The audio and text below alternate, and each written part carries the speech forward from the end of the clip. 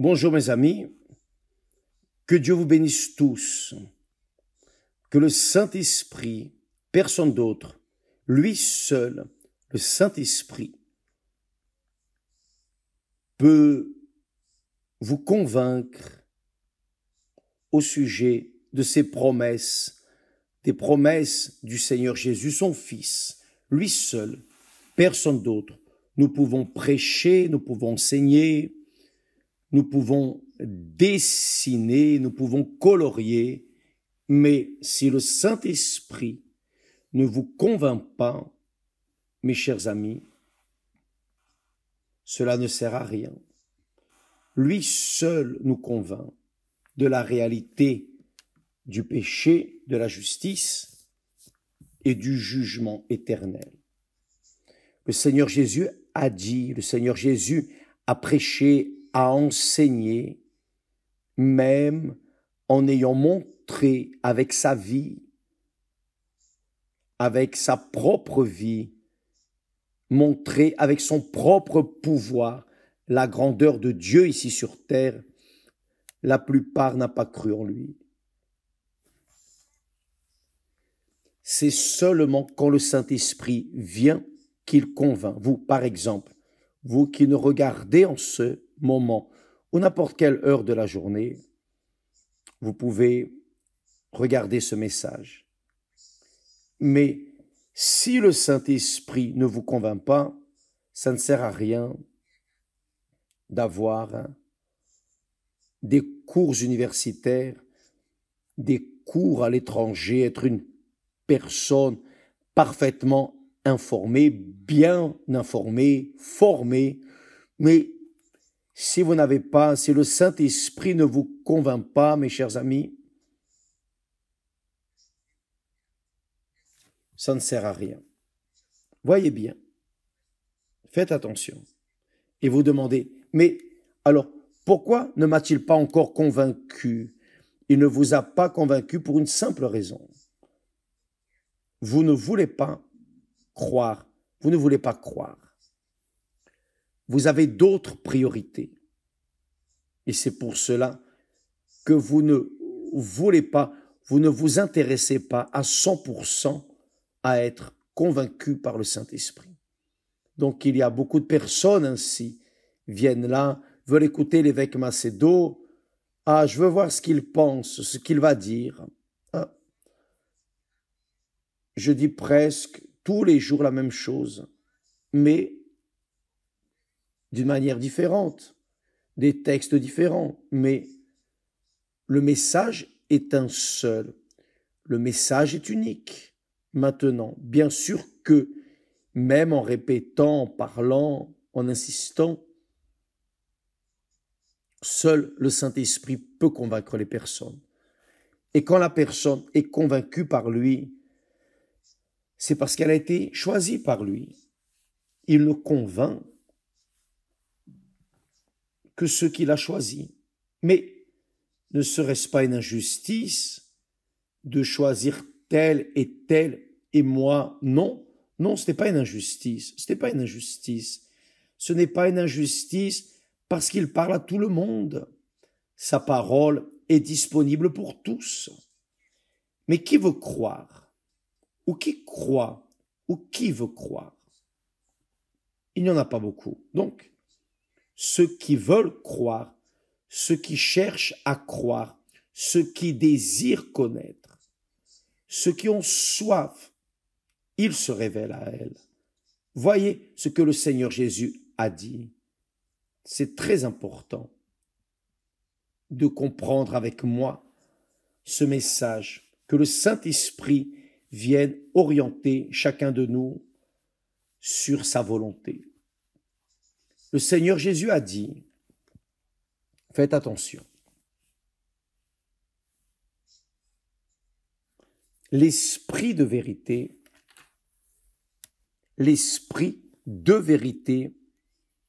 que le monde ne peut recevoir, le monde, c'est-à-dire les personnes qui sont intéressées dans le royaume de ce monde, car il n'existe que deux genres de personnes. Celles qui sont intéressés dans le royaume de Dieu et d'autres qui sont intéressés dans le royaume de ce monde. Il dit, l'esprit de vérité que le monde ne peut recevoir. Pourquoi? Parce qu'il ne le voit point et ne le connaît point. Mais vous, le Seigneur Jésus, pointant vers ses disciples, ceux qui le suivaient, mais vous, vous le connaissez, car il demeure avec vous et il sera en vous. Il ne demeure pas seulement, mais il sera en vous. Et en ce jour-là, vous connaîtrez que je suis en mon Père, que vous êtes en moi et que je suis en vous. Voyez l'unité divine en chacun de nous. Et là, il dit, celui qui a mes commandements et qui les garde, c'est-à-dire celui qui a mes ordonnances, mes commandements et qui les observe, qui les pratique ou qui cherche à les pratiquer, c'est celui qui m'aime. C'est-à-dire, faites attention, c'est très fort. L'amour envers Dieu n'a rien à voir avec des émotions, des sentiments, mais il a juste à voir avec la raison. Celui qui a mes commandements, ma parole, et qui les garde, qui les observe, qui les pratique, c'est celui qui m'aime. C'est celui qui m'aime. Et celui qui m'aime sera aimé de mon Père. Je l'aimerai. Et je me ferai connaître à lui. C'est très fort, grandiose. Le Créateur de toutes les choses, la source, le Père de l'éternité, le Père de toute la création, de tout, dit, celui qui a mes commandements, ma parole, celui qui a ma parole et qui les garde, c'est celui qui m'aime.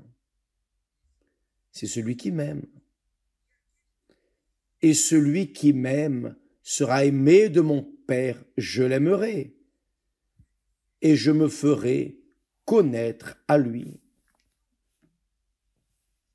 Alors, l'un des disciples, Jude, non pas l'Iscario, lui a dit, Seigneur, d'où vient que tu te feras connaître à nous et non au monde? Jésus lui répondit, si quelqu'un m'aime, il gardera ma parole. Et mon Père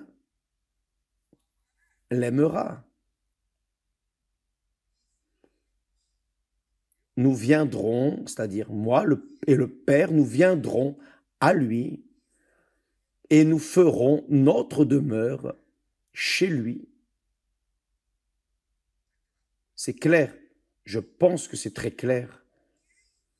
Celui qui ne m'aime pas ne garde point mes paroles. Celui qui ne m'aime pas ne garde point mes paroles. Et la parole que vous entendez n'est pas de moi, mais du Père qui m'a envoyé. Donc, ce texte, ces textes merveilleux, glorieux, montrent également ce qu'il y a entre nous, êtres humains. Voyez, combien de personnes Combien de personnes dans ce monde vivent une vie désastreuse, une vie complètement contraire à ce qui est naturel. Par exemple, je dis, le mariage. La personne se marie. Pourquoi? Pourquoi vous êtes-vous marié à votre mari, à votre épouse? Pourquoi vous êtes-vous assemblé à votre compagnon, à votre compagne? Pourquoi maintenez-vous une relation avec une autre personne? Pourquoi? Y avez-vous déjà pensé? Pourquoi? Et là, vous dites, ah, c'est parce que j'aime cette personne. Elle m'a aimé. Mais comment a commencé cet amour? Comment a commencé cet amour? Cet amour a commencé avec la parole engagée de la personne que vous aimez ou de la personne qui dit vous aimer envers vous et vice-versa. Vous avez engagé votre parole pour dire à l'autre personne, je t'aime. Et elle a dit, je t'aime aussi. Donc, à cause de la parole que l'un a dit à l'autre, les deux se sont assemblés et ont commencé à vivre ensemble. N'est-ce pas ainsi que les choses arrivent? Je t'aime. Et la personne aimée dit, je t'aime aussi. Donc, à cause de cette décision, c'est-à-dire qui n'a rien à voir avec le blablabla ou la passion, mais c'est ce que la personne confesse. Tu m'as plu, je veux t'épouser, je veux vivre toute ma vie avec toi, je t'ai choisi et vice-versa. Alors, cela fait naître un amour rationnel, intelligent, qui n'est pas juste du blablabla, une simple émotion, un simple sentiment. C'est-à-dire que dans la relation entre nous, êtres humains, l'amour n'est pas un simple sentiment, un sentiment vulgaire, non. Il y a des racines, et les racines de ce sentiment qui s'échangent entre l'un et l'autre dans la relation est rationnelle, intelligente, loyale, l'un envers l'autre, car il y a l'engagement de la parole. Et la parole, c'est le raisonnement, c'est la raison. Donc, c'est ainsi également avec Dieu. C'est ainsi également avec Dieu. Il a engagé sa parole. Le Seigneur Jésus a dit, celui qui a ma parole et qui la garde, c'est celui qui m'aime. C'est-à-dire celui qui écoute la parole de Dieu, qui se soumet à la parole de Dieu. C'est celui qui aime Dieu. Et le Seigneur Jésus dit, et celui qui m'aime sera aimé de mon Père. Je l'aimerai et je me ferai connaître à lui. Je me ferai connaître à lui. Est-ce que vous comprenez la profondeur de ces mots? Ils sont simples, très simples,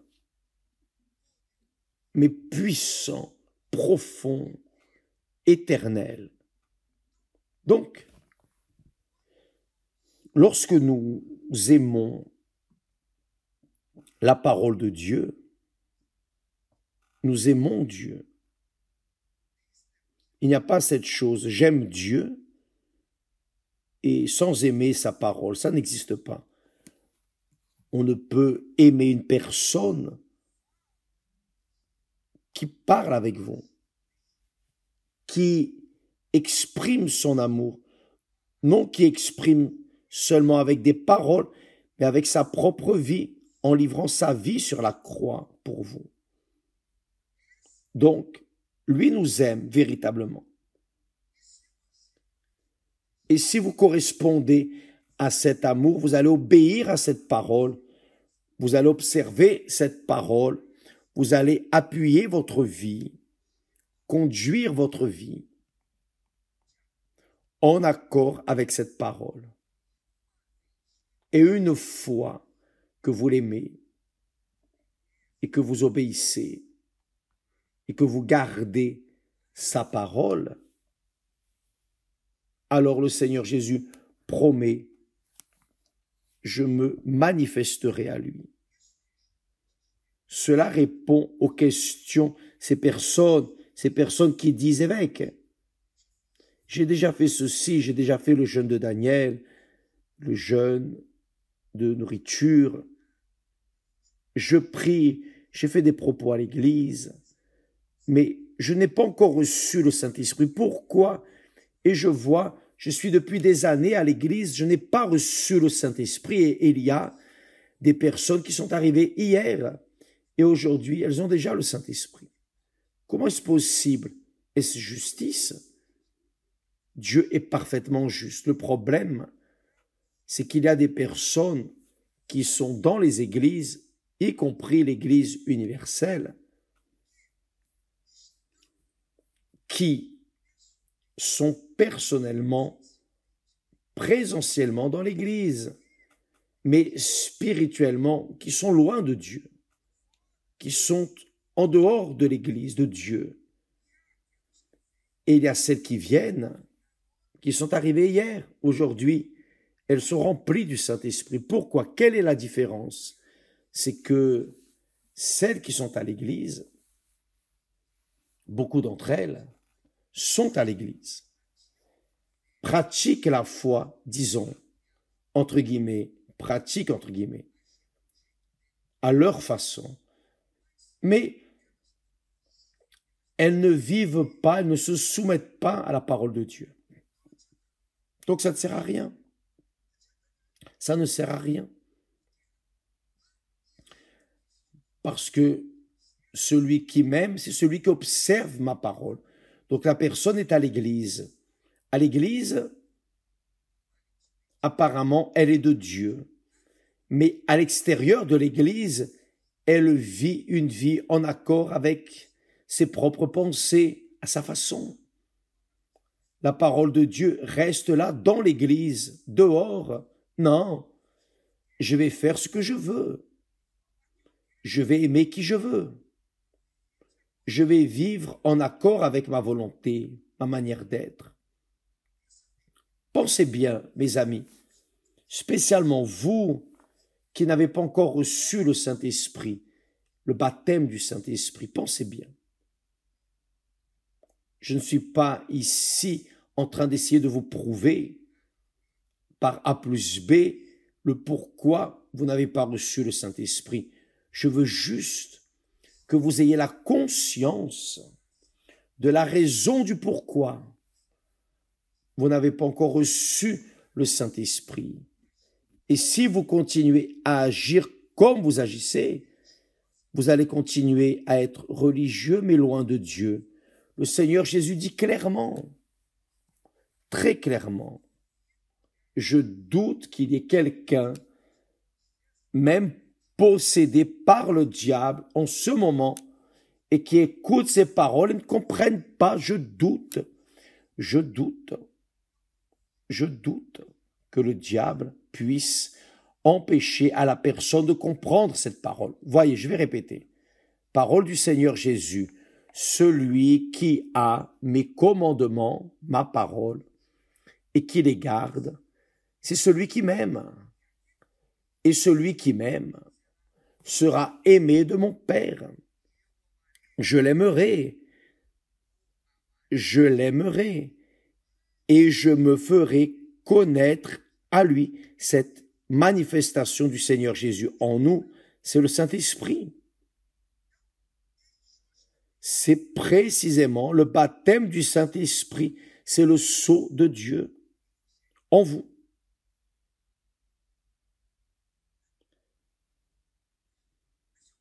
Mais j'aime Jésus, évêque. Si vous l'aimez et que vous n'avez pas reçu le Saint-Esprit, vous êtes en train de vous tromper vous-même. Vous êtes en train de vous mentir à vous-même. Car qui aime le Seigneur Jésus observe sa parole, s'accroche, se soumet à sa parole, obéit à sa parole, ou au minimum tente de vivre, essaie de vivre dans sa parole, essaye. Et seulement par le fait d'essayer, de s'efforcer pour obéir à la parole du Seigneur Jésus, est déjà un bon signe, est déjà un signe positif. Car la personne au moins est en train de s'efforcer. Quand la personne aime le Seigneur Jésus, mes amis, en d'autres mots, il est plus important que toutes les autres personnes. Quand la personne aime le Seigneur Jésus, il n'y a personne entre elle et le Seigneur Jésus. Personne. Il n'y a ni maman, papa, il n'y a pas d'enfant, de famille, il n'y a pas d'argent, de position sociale. Il n'y a pas son propre nom, l'honneur de son nom, rien de tout cela. Quand elle aime le Seigneur Jésus, il n'y a rien entre elle et le Seigneur Jésus, si ce n'est l'obéissance à sa parole, la soumission à sa parole. Et quand la personne véritablement aime le Seigneur Jésus, il promet, c'est écrit ici, je me ferai connaître à lui. Donc, le Seigneur Jésus, obligatoirement, ce n'est pas parce que vous méritez, non, c'est parce que vous l'aimez. Si vous l'aimez, obligatoirement, il doit se faire connaître à vous. Il doit se faire connaître à vous. Il doit, voyez comme je suis audacieux, courageux. C'est la réalité. Si j'aime mon Seigneur, il est obligé à se faire connaître dans ma vie. Avec le Saint-Esprit, logiquement. À travers le Saint-Esprit descend et je me transforme en une nouvelle créature. Maintenant, si je ne l'aime pas, il n'est pas possible qu'il se manifeste à moi. Donc, où vous aimez le Seigneur Jésus, et certainement, vous êtes déjà sur le chemin, vous êtes en chemin pour que le Seigneur Jésus se fasse connaître dans votre vie, dans la personne du Saint-Esprit, alors vous avez ce droit d'exiger, maintenant même, en cet instant, vous avez le droit d'arriver, de lutter avec Dieu. Oh mon Dieu, attends, il n'y a personne entre moi et le Seigneur. Pourquoi ne viens-tu pas? Vous pouvez exiger cela. Vous n'allez pas pécher, non. Et si par hasard, vous pensez que vous avez péché, mettez sur mon compte. Car je parle, j'annonce, je prêche, j'enseigne ce que le Seigneur Jésus est en train de dire. Celui qui m'aime et celui qui m'aime sera aimé de mon Père.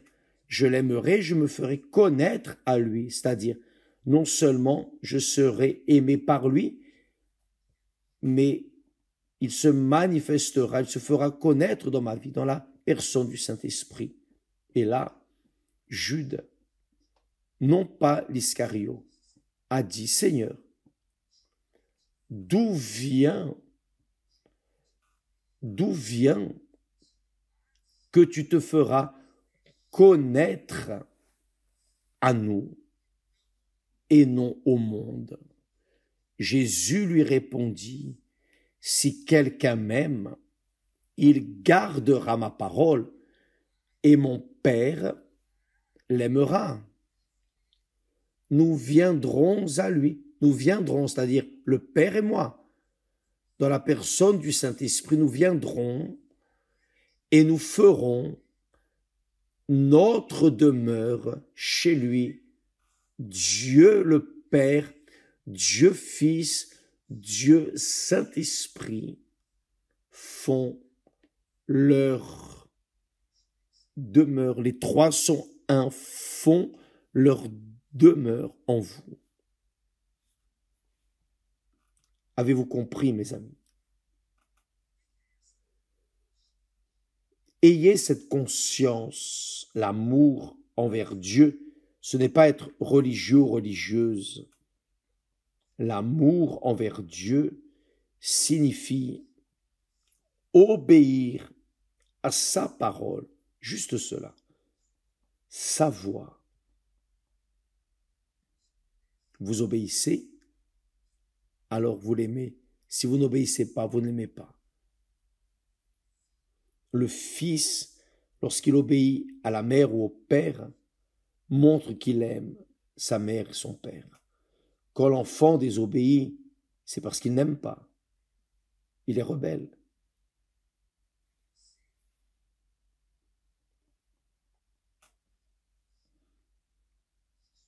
Lorsque vous vous soumettez à la parole de votre mari, vous montrez que vous l'aimez. Quand votre époux se soumet à votre parole également, il y a cette amitié profonde, alors cela montre l'amour. J'aime Esther. J'aime Esther et elle m'aime. Pourquoi je sais qu'elle m'aime?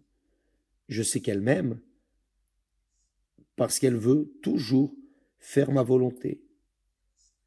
Et elle sait que je l'aime parce que je veux toujours faire sa volonté. Il n'y a rien entre nous deux. Rien. Il n'y a personne. Mes enfants, grâce à Dieu, mes enfants, je les aime, mais il n'y a pas d'enfant entre moi et Esther, entre Esther et moi. Elle n'a ni père ni mère, moi non plus, mais même s'ils étaient encore vivants, dans ces jours, les jours où ils étaient vivants, ils n'étaient pas entre nous. C'était Esther et moi et Esther, c'est fini, point. Il n'y a pas de père, il n'y a pas de mère, il n'y a pas d'enfant, il n'y a pas de fils, de fille, il n'y a pas de travail, il n'y a rien entre nous deux. Car il y a l'amour maintenant. Sauf que, en relation à la parole de Dieu, en relation au Seigneur, il est le premier entre moi personnellement, et mon Seigneur Jésus. Esther est en dehors, bien qu'elle soit une avec moi. Nous sommes un seul corps, une seule chair. Mais spirituellement, entre moi et mon Seigneur, il n'y a personne. Il est le premier. D'abord mon Seigneur. Entre faire sa volonté et la volonté d'Esther, je vais faire sa volonté. Elle va être au deuxième plan. D'abord, c'est mon Seigneur. Donc, à cause de cela, obligatoirement, le Seigneur doit se faire connaître dans ma vie. Ce n'est pas que je sois chanceux ou que je sois né avec le derrière tourné vers la lune, rien de tout cela. Mais j'ai décidé de faire de lui mon Seigneur aimé, le premier dans ma vie. Entre nous deux, disons, il n'y a rien, personne. Il est le premier. Il est le premier. Ça, c'est la réalité. Et cela doit arriver avec vous. Vous voulez être une personne heureuse, véritablement, heureuse dans le mariage, dans votre vie professionnelle, dans votre vie séculière. Mettez le Seigneur Jésus à la première place de votre vie. Cela s'appelle l'aimer.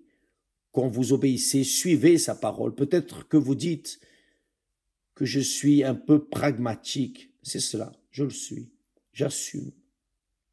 Et je m'importe peu de l'opinion des autres. Je m'importe peu. Ce qui compte, c'est de plaire à mon Père, car c'est lui qui a donné sa vie pour moi. S'il a donné sa vie pour moi, alors il m'aime véritablement. Et pour que je prouve cet amour, mon amour envers lui, alors je dois avoir ma vie 100% pour lui. Il ne peut y avoir personne entre nous deux. Donc, je crois que ces paroles, que ces mots font guérir ces doutes. Ah, pourquoi je ne reçois pas le Saint-Esprit? J'ai tout fait. Vous avez tout fait, mais vous n'avez rien fait. Excusez-moi d'être grossier, de parler clairement. C'est la réalité. Vous avez tout fait, mais vous n'avez rien fait. Vous pouvez avoir tout fait pour vous-même, non pour lui. Pour faire pour lui, vous devez vous soumettre à sa parole. Véritablement. Il doit être le premier dans votre vie. S'il n'est pas le premier dans votre vie, il ne fait pas partie de votre vie. Il ne peut y avoir personne entre vous et lui. Personne, rien. Il doit être le premier. Il doit être la priorité dans votre vie.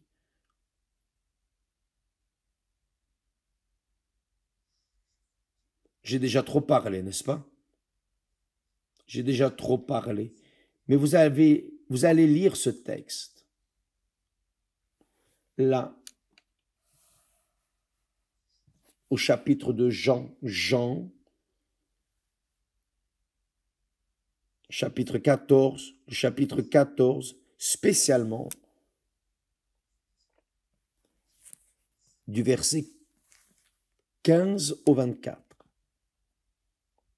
Il est long, mais lisez doucement, lisez en mettant toute votre force, votre âme, votre pensée, votre cœur. Ne lisez pas au milieu d'une fête, non. Ne lisez pas au milieu de la confusion, non. Allez dans un endroit seul. Prenez un moment seul pour lire, méditer dans ces paroles. Là est la raison pour laquelle le Seigneur Jésus a dit, il a dit,